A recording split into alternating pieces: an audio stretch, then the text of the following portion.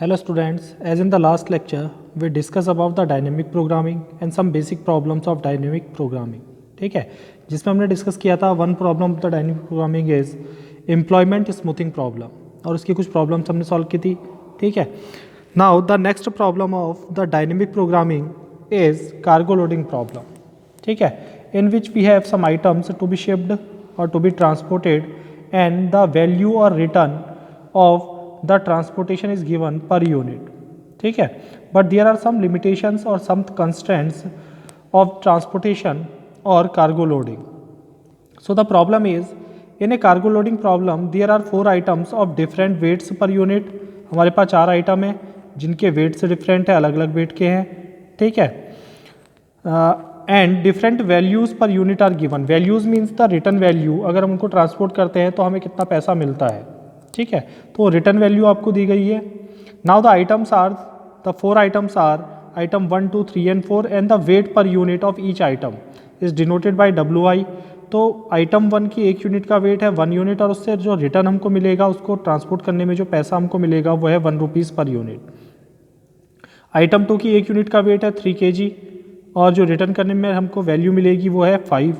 ठीक है, rupees. Item 3 की 1 यूनिट का वेट है 4 kg, उसकी रिटर्न वैल्यू है 7 रुपीज़. और आइटम 4 की 1 यूनिट की का वेट है 6 kg और उसकी रिटर्न वैल्यू है 11 rupees. Now the problem is to find the maximum cargo load is restricted to 17. और कंस्टेंट क्या है हमारे पास कि मैक्सिमम लोड हम कितना ट्रांसपोर्ट कर सकते हैं 17 kg. इससे ज़्यादा लोड हम ट्रांसपोर्ट नहीं कर सकते. तो मैक्सिमम 17 kg तक ही हमको ट्रांसपोर्ट करना है. How many units of each item be loaded to maximize the value. तो अगर हमने अपनी वैल्यू को, रिटर्न वैल्यू को, यानी जो हमको प्रॉफिट हो रहा है, पैसा मिल रहा है, उसे मैक्सिमाइज करना है, तो हमको हर एक आइटम की कितनी कितनी यूनिट ट्रांसपोर्ट करनी पड़ेंगी कि हमारी total number of weight 17 kg से ज़्यादा ना हो. तो that is it is a 4 stage problem. तो 4 आइटम को हम 4 स्टेजेस के फॉर्म में रिप्रेजेंट कर सकते हैं. ठीक है, and the states of the system is represented by the weight capacity available for allocation to stage 1, 2, 3, 4 and it is denoted by suppose some variable xi, जिसको स्टेट वेरिएबल हम कहते हैं. और उन स्टेज में जो स्टेट्स हैं उसको हम रिप्रेजेंट कर सकते हैं वेट कैपेसिटी से. ठीक है, आइटम्स की. तो that is it is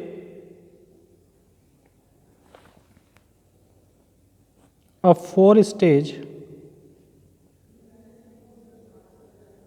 problem.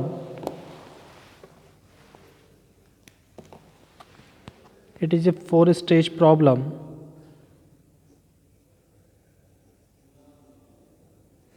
and each item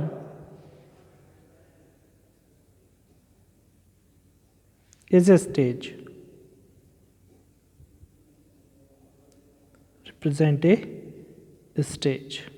और हर आइटम किसको रिप्रेजेंट कर रहा है कि स्टेज को रिप्रेजेंट कर रहा है. Now the states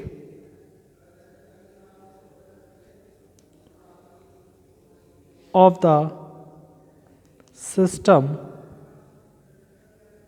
is represented by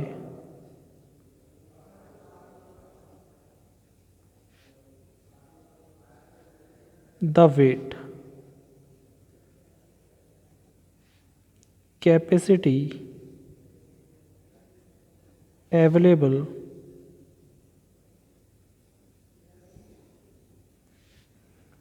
for allocations to stages 1, 2, 3 and 4 and denoted by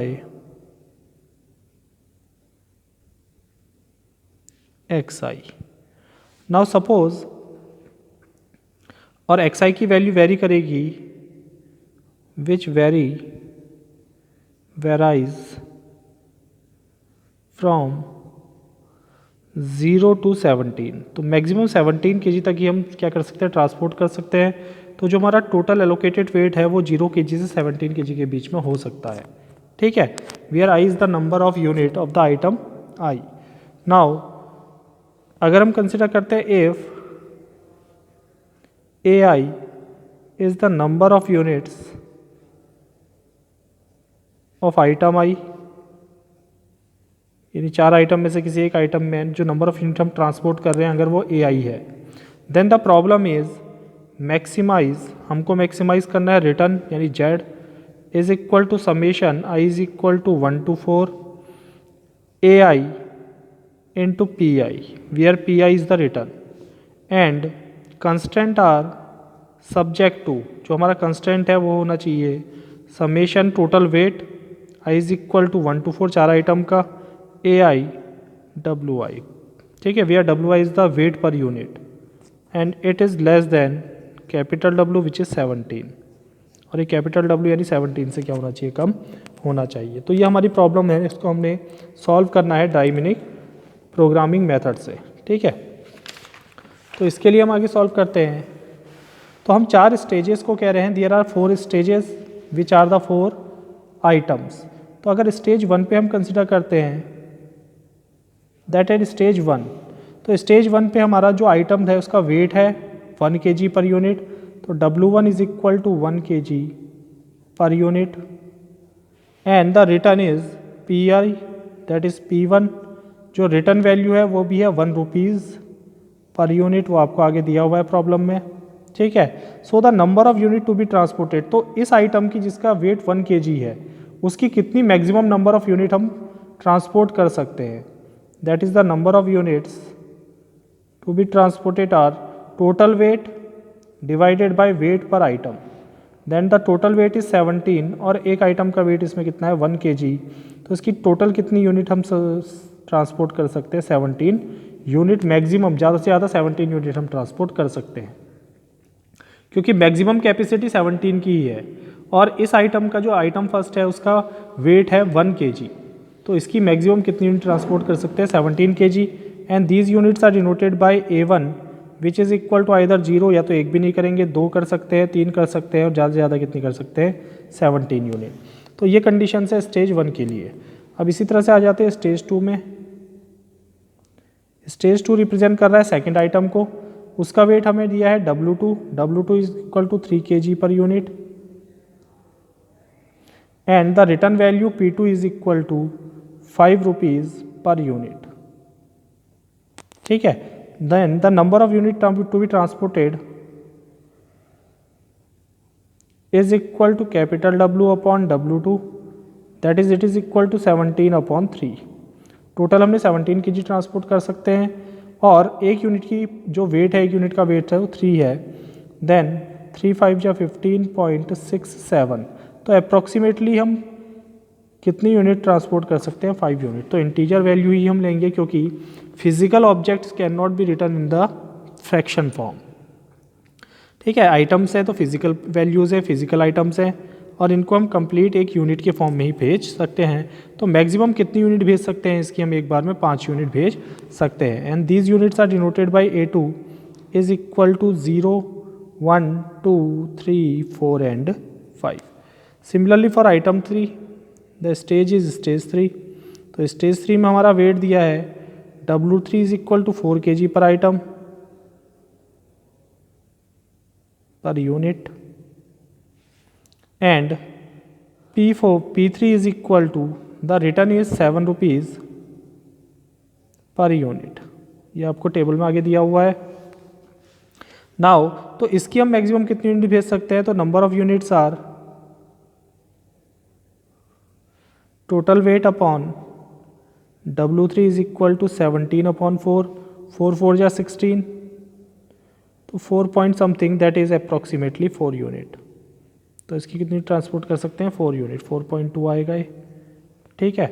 तो इसकी कितनी ट्रांसपोर्ट कर सकते हैं 4 units and these units are denoted by A3 is equal to 0 1 2 3 and 4, ठीक है। Now the stage 4 is for fourth item W4 is equal to 6 kg per unit and P4 is equal to 11 rupees per unit, ठीक है। तो इसकी maximum कितनी unit transport कर सकते हैं वो निकाल लेते हैं। तो number of units are W upon W4 is equal to 17/6, 6 2 जा 12.83 दैट इज अप्रॉक्सीमेटली 2 यूनिट्स। तो तो कंप्लीट यूनिट हमने भेजनी है, फ्रैक्शन में नहीं भेज सकते, तोड़ के नहीं भेज सकते, तो हम 2 यूनिट इसकी भेज सकते हैं। Then A4 can be return as 0 unit, 1 unit और 2 यूनिट ही इसकी हम भेज सकते हैं। Now let F1x1, F2x2, F3x3 and F4x4 be the values, यानी रिटर्न कॉस्ट जो है profit of the loaded items या cargo at stage 1, 2, 3 and 4 respectively. तो सपोज स्टेज 1 पे जो हमको रिटर्न मिल रहा है कार्गो लोड का वो है F1x1, 2 से जो रिटर्न मिल रहा है वो F2x2, तो टोटल रिटर्न हो जाएगा इन सब का सम, ठीक है, जहाँ पर हमको मैक्सिमम मिलेगा। तो इसको हम एलोकेट करने के लिए एक टेबल डिज़ाइन करते हैं जिसको हम कहते हैं कार्गो लोडिंग टेबल। ये टेबल मैंने यहाँ पर बनाई हुई है। In the first column we represent the number of units to be transported. तो हम किस आइटम की सबसे ज़्यादा यूनिट ट्रांसपोर्ट कर सकते हैं, आइटम 1 की कितनी यूनिट कर सकते हैं। A1 बराबर आपको दिया है 0 यूनिट से लेकर 17 यूनिट तक, ठीक है। तो XI जो है हमारा वो नंबर ऑफ यूनिट को रिप्रेजेंट कर रहा है। देन इट में be either 0 unit, 1 unit, 2 unit, 3 unit, 4 unit, 5, 6, 7, तो अप टू 17,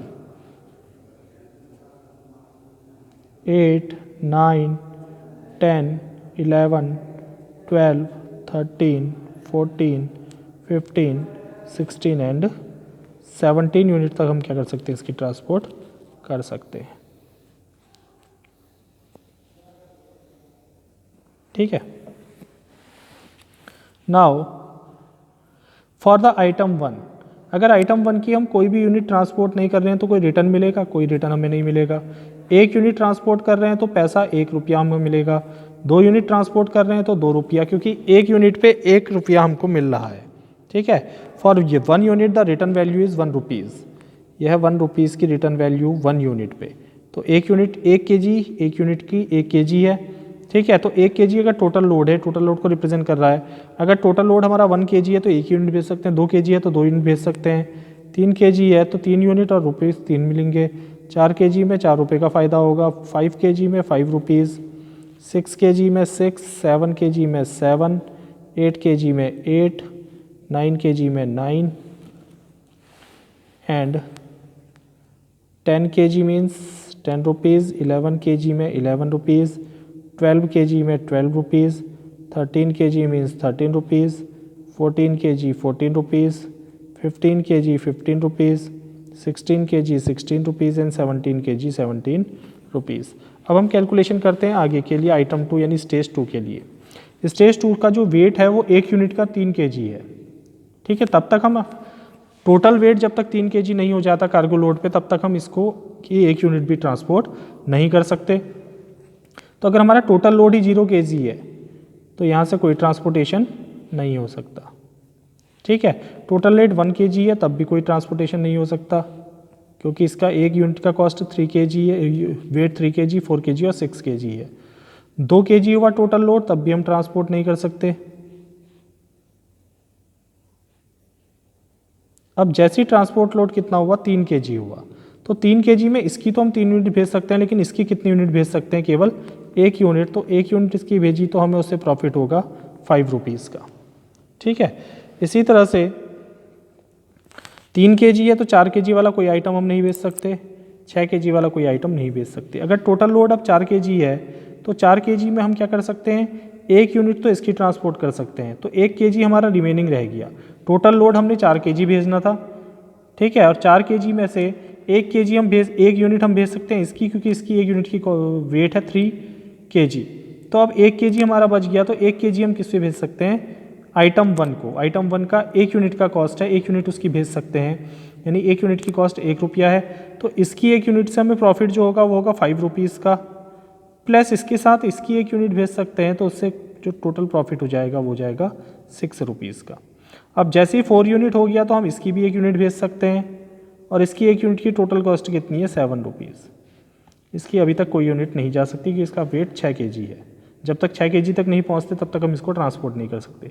5 kg आया, 5 kg में 1 यूनिट इसकी भेज सकते हैं तो 3 kg कंप्लीट हो गया। अब 2 kg हमारे पास बचा, तो इसकी 1 यूनिट से हमको 5 रुपीज़ का प्रॉफिट हो रहा है। तो 2 kg हम किसके भेज सकते हैं, इसके 2 पैकेट भेज सकते हैं 1-1 kg के, जिससे हमें 2 रुपये का फ़ायदा होगा, तो ये जगह 7।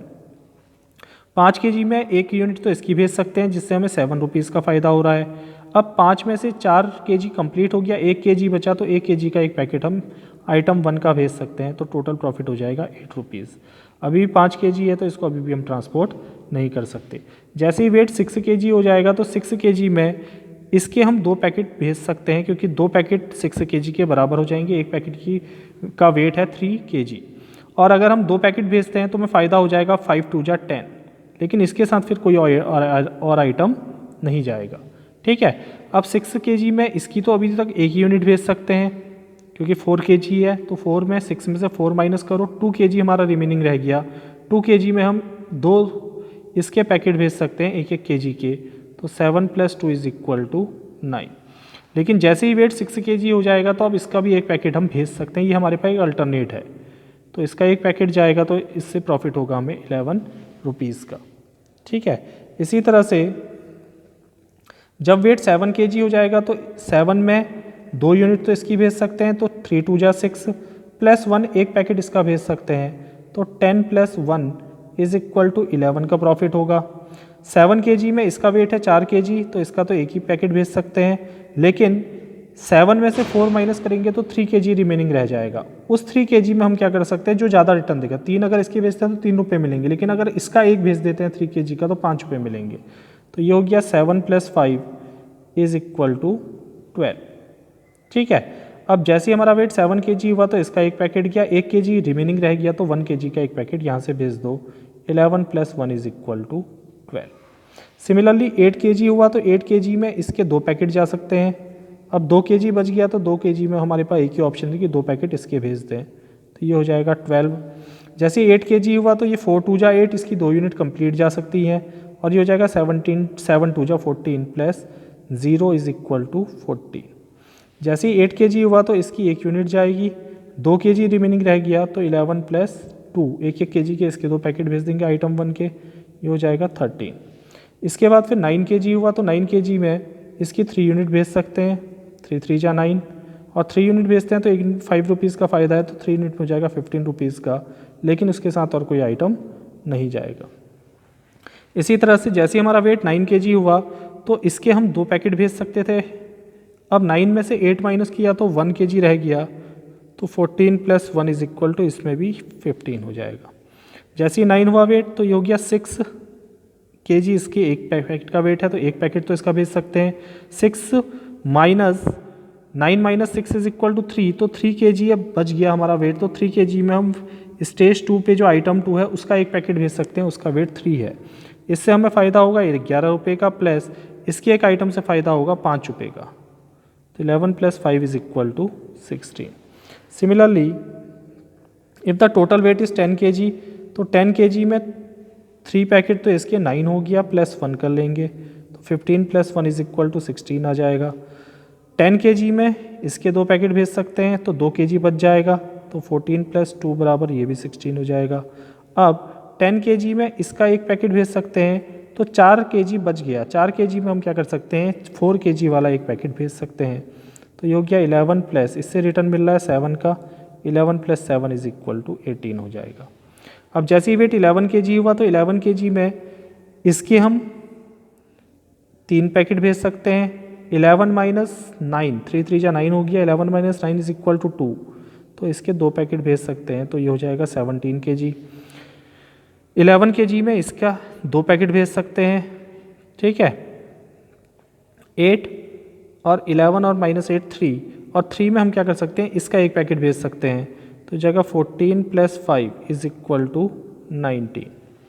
नाउ 11 kg में इसका एक पैकेट जा सकता है, तो ये 11 का रिटर्न देगा।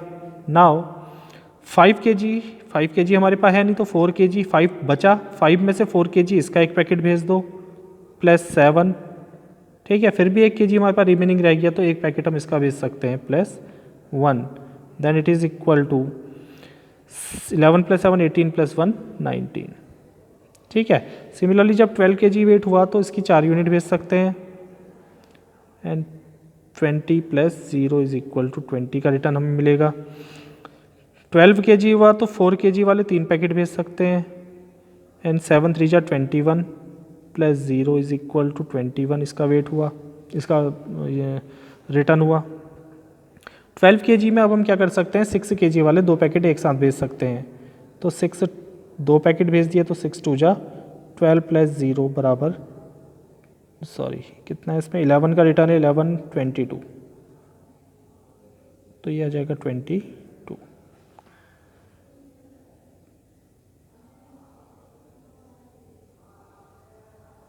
ठीक है। इसके बाद आ गया आपका 13 kg। तो 13 kg में हम यहाँ देखें तो 13 kg में हम इसके 4 पैकेट भेज सकते हैं, 12 हो जाएगा +1, तो 20 + 1 = 21। 13 kg में इसके 3 पैकेट भेज सकते हैं, 12 हो गया, 21 + 1 1 kg बचा 22। अब 13 kg में इसके 2 पैकेट भेज सकते हैं, 1 kg बच गया, तो 1 kg भेजेंगे 1 यूनिट 1 का, तो ये हो गया 22 + 1 = 23।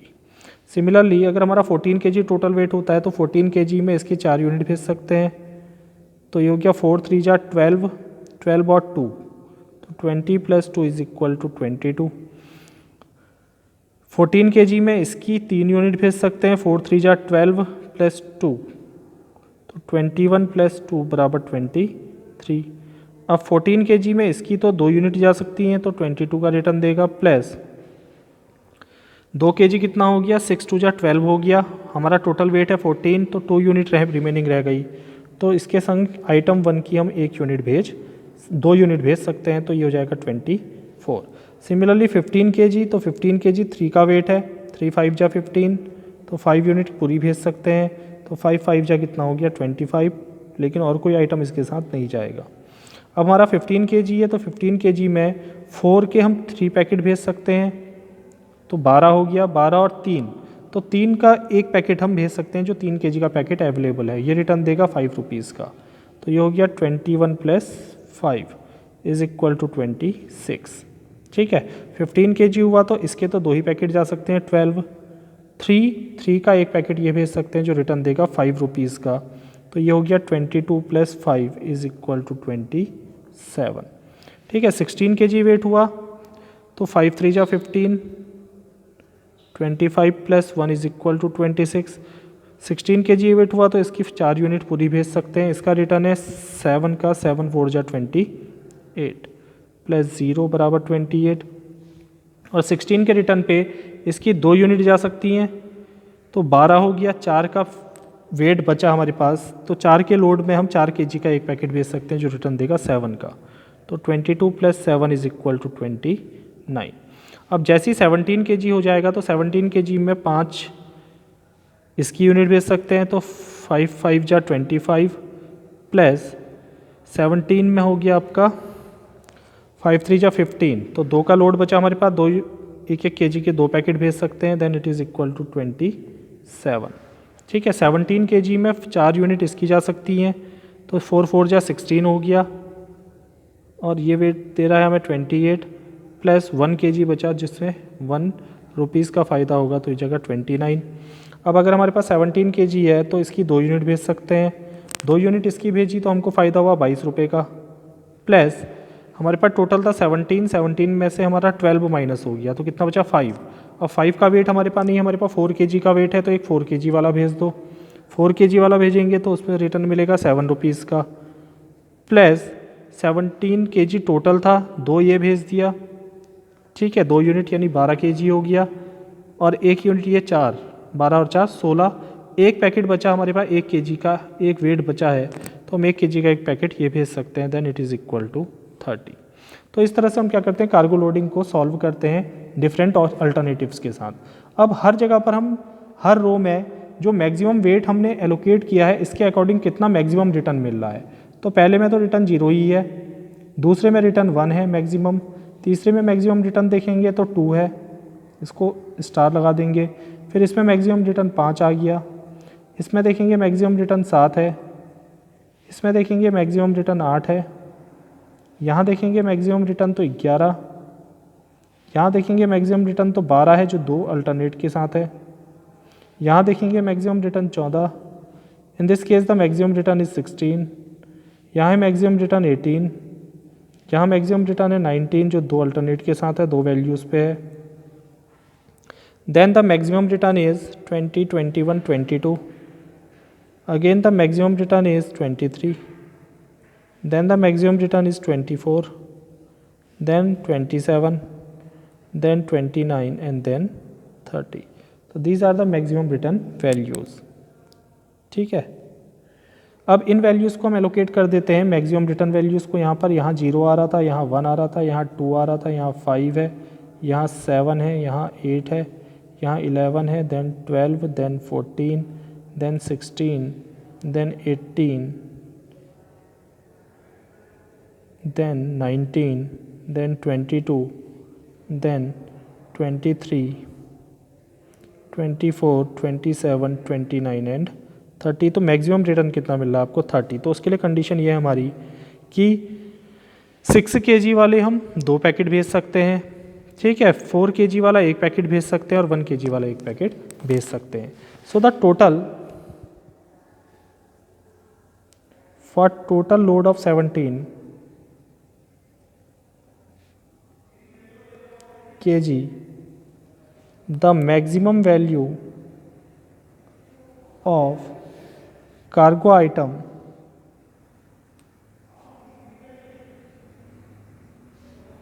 is rupees 30।